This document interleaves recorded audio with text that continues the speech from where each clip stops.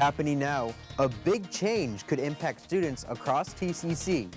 What's now on hold and why some programs are now uncertain. And hitting the hardwood. Just come out and move your body, have fun. How a 3-on-3 tournament is bringing students together and building community across campus. Also, a wild morning takes an unexpected turn after something on the loose has people doing a double take. The newsfeed starts right now. With the latest news now, this is the newsfeed.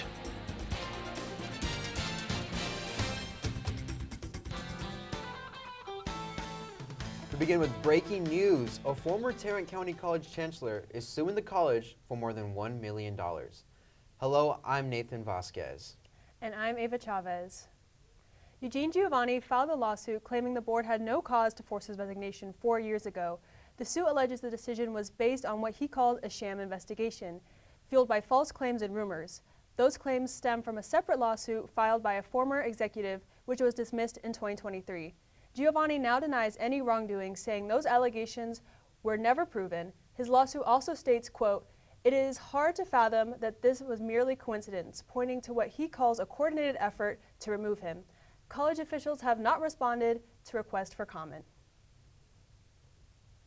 A major change is impacting students across Tarrant County College. All global learning programs are now on pause with no timeline for return. Before the pandemic, students traveled the world through study abroad programs, from Europe to Cuba. But 6 years later, those opportunities still haven't come back. College leaders say the programs were officially paused in February, citing what they call the current environment and budget considerations. Now, students and faculty are raising concerns, worried future students could miss out on life-changing experiences. District Director Rosalind Walker says students that participate in study abroad exhibit improved academic performance, and it makes them more competitive in the job market. Supporters say these programs don't just expand education, they can shape careers and change lives. And it's not just study abroad. Students are also facing challenges when it comes to gaining real-world experience. Some college students say they're struggling to land internships. A March rebound in job growth follows a sharp drop in February, but the internship slowdown may go back even further. Indeed reports internship postings were down in 20 to 25. Career site Handshake says applications per internship nearly doubled from 20 to 24 to last year. And ZipRecruiter says graduates with work experience are far more likely to land jobs than those without it.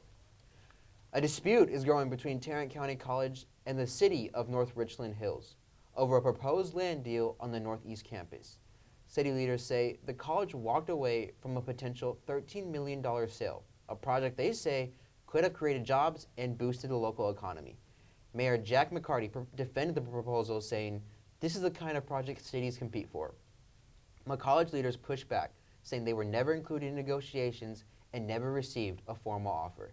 Chancellor Eva LeBlanc defended the decision, saying, "Imagine if someone tried to strike a deal to sell part of the lot your house sits on, and you weren't involved."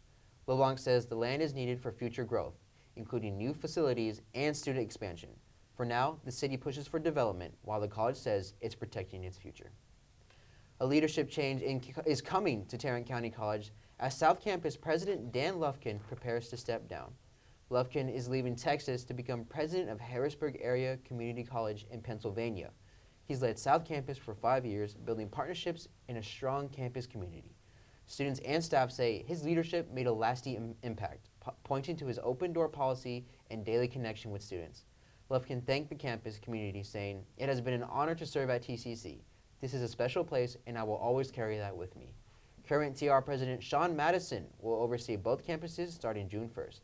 Lufkin says this next chapter brings him closer to family, but he says South Campus will always feel like home. 2 Tarrant County College students are earning national recognition and scholarships to match. Fatima Cruz and Cooper Seeley have been named the 2026 Coca-Cola Academic Team. Both students are members of Pi Theta Kappa, and each will receive a $1,300 scholarship.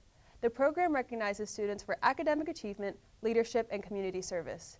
Seeley plans to pursue a career in finance, while Macruz is working toward veterinary school. They will be honored at events across the state and national convention in March. Tarrant County College students are celebrating a big win on both state and national stages. The College Inn has brought home 42 awards at the State Intercollegiate Press Association convention, including 18 first-place finishes, and the student publication also earned National Online Pacemaker from Associated College Press, one of the highest honors in college journalism. Advisor Chris Whitley calls it a major achievement, saying the Pacemaker is considered one of the Pulitzer Prize of college media. Students also take home top honors for reporting, photography, design, and multimedia.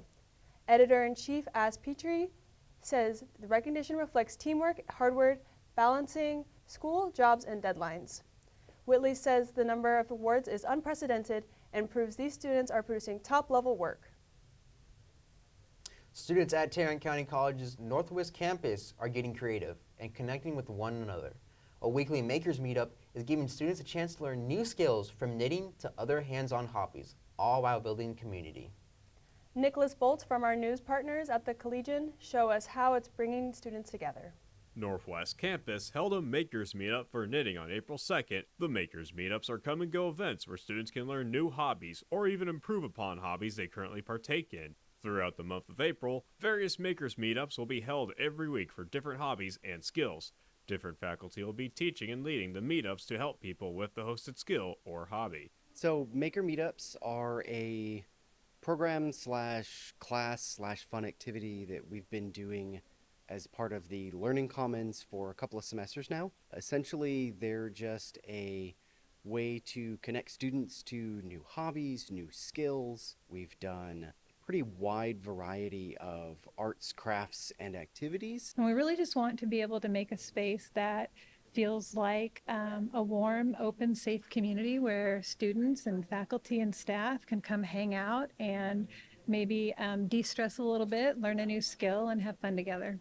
Most of the students and faculty who attended a Makers Meetup have never partaken in knitting before. I work at the library as a student assistant, so my boss actually told me to come up here to come knit because he wanted me to just learn something new. Maybe I'll try it, even like crocheting maybe, because I know my sister loves knitting, so maybe I'll try to make something for her because her birthday is coming up. It's a very calming space and the teachers are really nice. They're making sure to get to each student to make sure we all learn how to knit. I've been knitting for almost 3 years now, and so we thought that might be fun to just bring in a bunch of knitting supplies and let everyone sit down and kind of play with the material. We always encourage students to come to the Maker Meetups because even if it may be a skill that you already know something about, this is going to connect you with other students that have very similar hobbies or even students that are new to a hobby, which means you're going to make new connections with other students. And the more connections students have with each other, the better students tend to do academically. This is Nicholas Bolts, the Collegian. Makers Meetups are continuing throughout April at TCC's Northwest campus, with weekly drop-in events where students can learn new skills or build on hobbies they already enjoy. Food rules are changing from what you can buy to what you should throw away, while new staff restrictions are sparking debate. And what you need to know about those expiration dates, the NewsFeed is back in 2 minutes. Who is Tarrant County College? We are ambitious and full of potential. We bridge education and employment. The beating heart of healthcare, the drivers of industry, the very fabric of Tarrant County. We partner with employers so graduates step into waiting careers. We're changing the game, trailblazing a path forward, uplifting North Texas. We are TCC. Bold steps, better futures. I am so glad you ladies are here. You each have your own rooms. Thank you.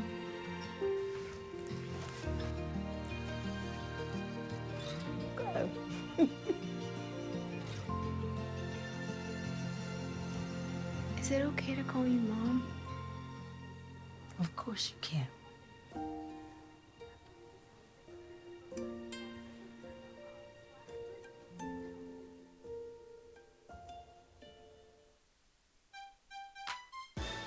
Even if our robot nights are behind us, we still want to live out loud. That's why it might be time for a hearing check. Beyond aging, excessive volume and loud noise are common causes of hearing loss. It can happen to anyone, even a dancing machine. Today, 1 in 4 people over 20 have signs of noise-induced hearing loss. See a professional for a hearing health check. And dance like only 1 million of us are watching. Substance use disorder and addiction is so isolating.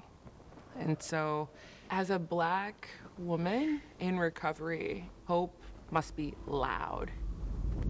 It grows louder when you ask for help and you're vulnerable. It is the thread that lets you know that no matter what happens, you will be okay.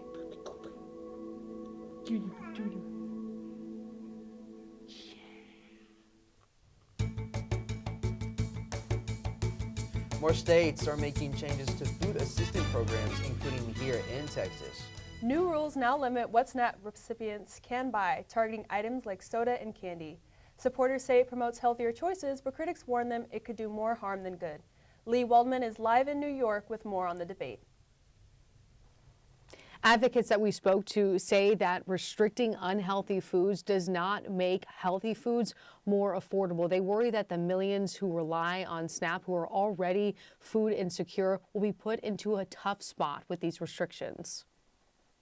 Families can't purchase things like Gatorade for kids' sports, trail mix for healthy but kid-friendly snacks, or candy for a diabetic sugar crash. Amber O'Connor at Every Texan, a nonprofit organization focused on public policy, is worried for the 3.5 million people on SNAP in Texas over changes to what's covered. We're rolling something out as a testing and proving ground for bad policy that hurts vulnerable Texans. Texas is one of 22 states that has sought a SNAP food restriction waiver from the USDA.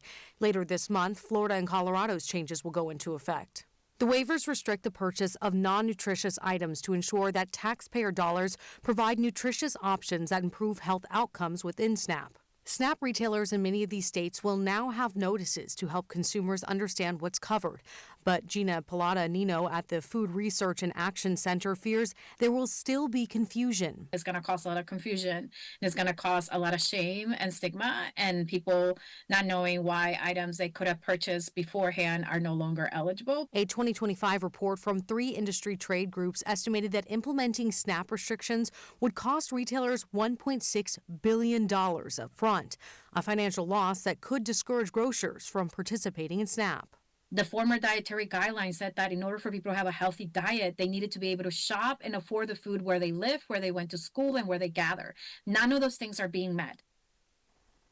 SNAP waivers enacted by these states will run for 2 years with the option to extend them for an additional 3, according to the Agriculture Department. Each state is then required to assess the impact of these changes. In New York, I'm Lee Waldman.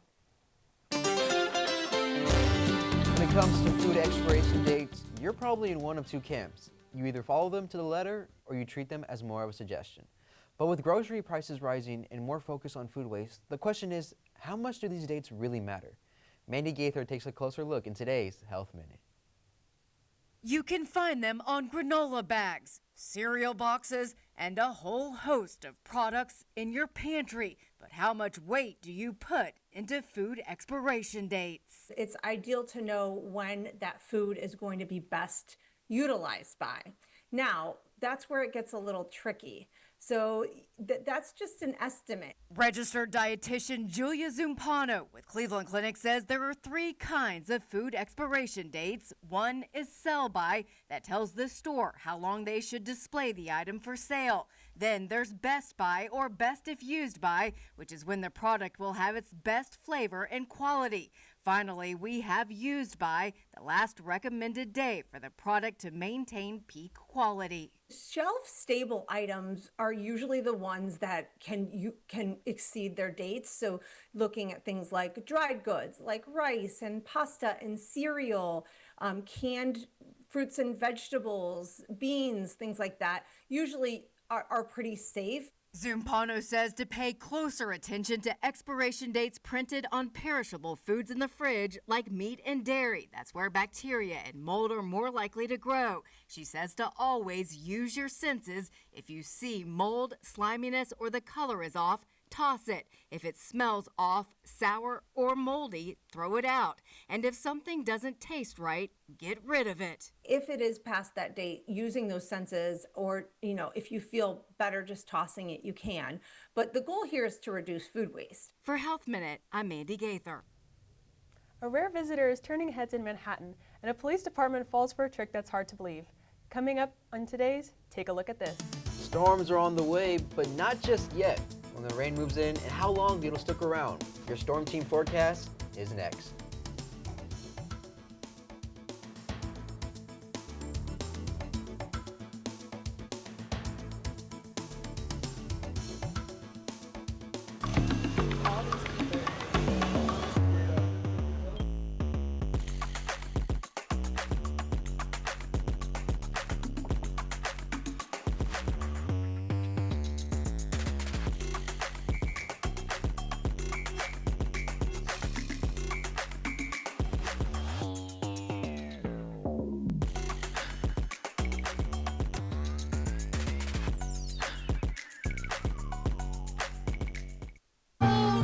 We said we'd never give in to a meltdown. Mariella. Never leave the house looking, well, and never let them out of our sight.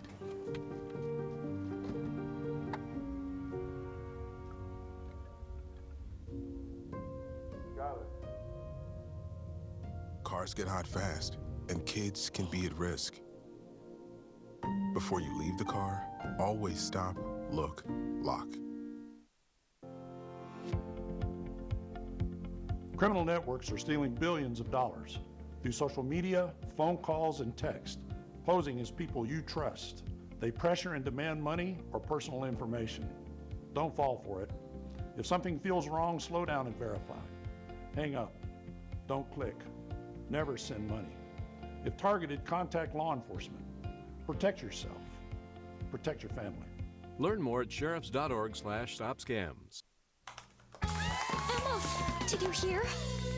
Todd's in the hospital. Who's Todd? He got a collapsed lung from vaping. He thought it was cool. Not cool. Promise you won't vape, Emma. It can lead to a lifelong addiction, and we can't be friends if your lungs collapse. Bogus. Wacky sitcom teens aren't the best people to talk to your kid about vaping. Hey, you got a minute? You are.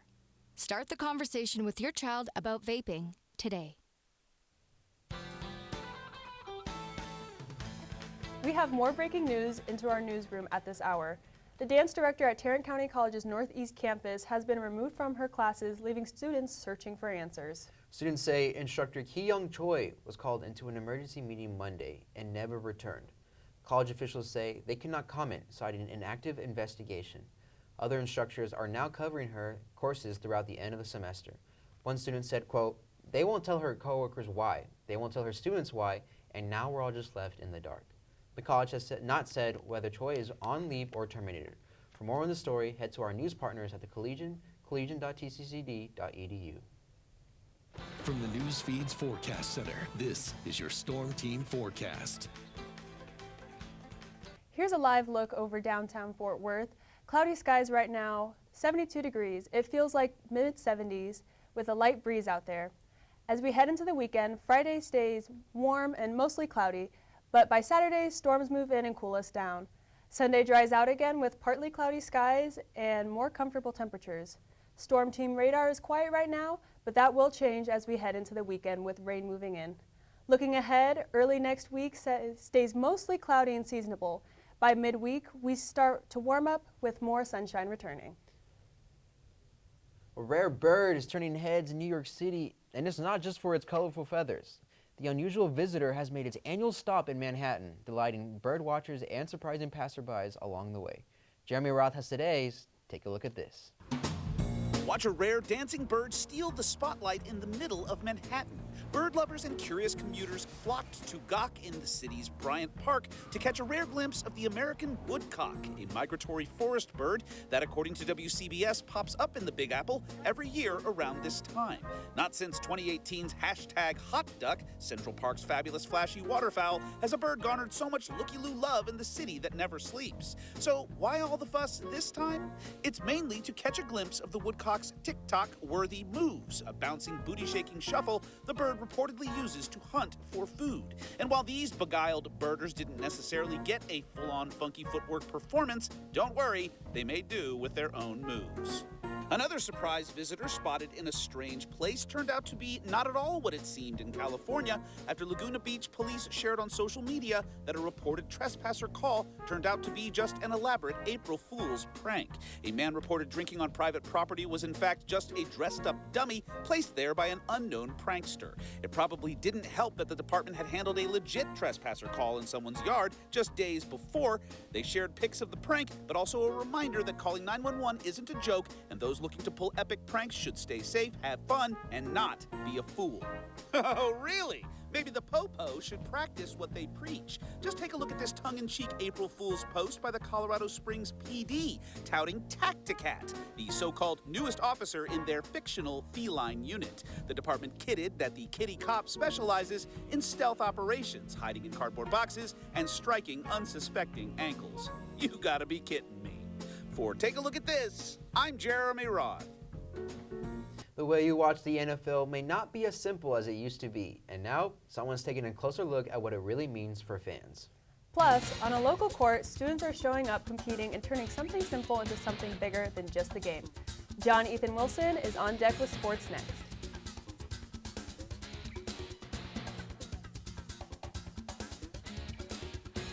When my kids started falling behind at school, I didn't know what to do.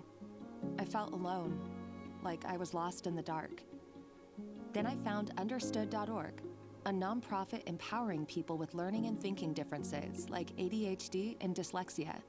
They gave us hope, guidance, and tools to move forward. No matter where you are on your path, Understood can help. Visit understood.org/yourpath today. Multiple studies have shown that marijuana can slow both driver reaction and response time, which can be really dangerous. He's here. He's here. Wait. What? I can't drive. Why? My. Oh.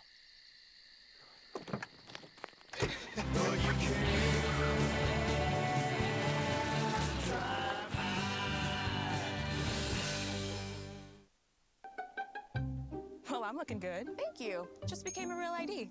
What's the plan? Impromptu road trip? Actually, the plan is to fly to New York for today's product launch, and then visit the family in California, and cap it off with a girls' weekend in New Orleans. You really can just do all that. Sure, I'm a real ID, so I'm good to board any domestic flight. Speaking of which, gotta fly. Nice. Enjoy. I'll be here. Be your Real ID self today. To learn how, visit tsa.gov/realid or your local DMV. From the NewsFeed Sports Desk, this is the Sports Report. Welcome back. The NFL is responding tonight after a new federal investigation into how fans watch the game. The league says its distribution model is, quote, the most fan-friendly in sports. Officials say 87% of games are still available on free television, and they point to strong viewership, saying 2025 season was the most watched since 1989. The Justice Department is now looking into whether fans can affordably watch games under the current model. Take Me Out to the Ballgame just got a whole new meaning. For the first time ever, Wrigley Field will hold volleyball. This historic stadium is set for a women's Big Ten doubleheader this fall. Tickets are on sale now for the matchups on September 6th. Nebraska will face Missouri, and Penn State takes on Kentucky. It's a unique moment, bringing a new sport into one of baseball's most iconic venues. Students at Tarrant County College's Trinity River campus hit the court for some friendly competition.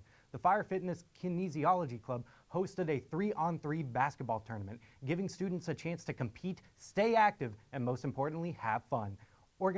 Organizers say the event is all about building community, meeting new people, and getting students involved both on and off the court.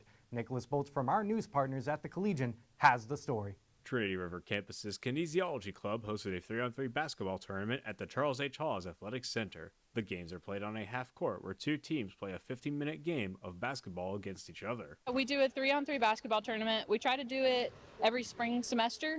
It's become kind of a rec sports tradition. It's just at a recreational level, so just for fun. So it's for all students, whatever your basketball level is. If you're a pro, if you're a beginner, we want to provide students a rec opportunity and a fun, competitive environment to help them build, some leadership skills, meet some new people, meet some of the staff, so they can learn about what else we have to offer for students. I'm just here to support the Fire Fitness Kinesiology Clubs, an event we put together. So I just showed up fresh out of class to come help out.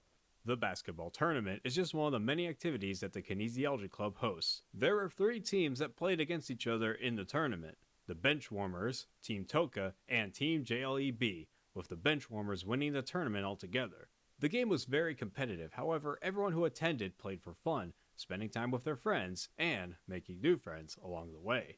It was intense. We had a good game. We came in there, started picking up confidence, and slowly started getting our points up. Even though we lost, it was a good game for sure. This has been a blast so far. It looks like the organization's well and everything like that. It's really fun, I'm not gonna go lie, but it's so tiring. We just lost the game, but we still got one more to go. My coworker, or old coworker, he invited me out because he also goes to TCC. And so we're like, let's play some basketball.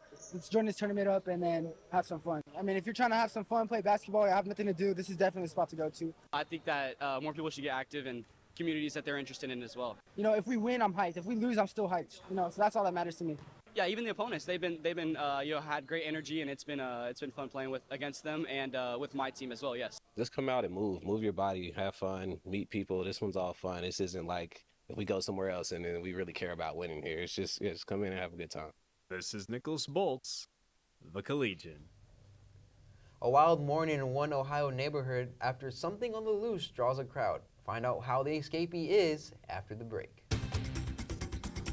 Disasters strike, fires, hurricanes, earthquakes. When they do, Direct Relief delivers. Medicines, medical supplies, everything doctors and nurses need to save lives. Let's ship her out!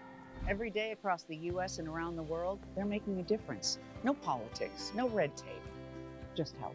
If your family needed urgent medical care, wouldn't you want that help fast? Direct Relief is a lifeline for people in crisis. So check them out at directrelief.org.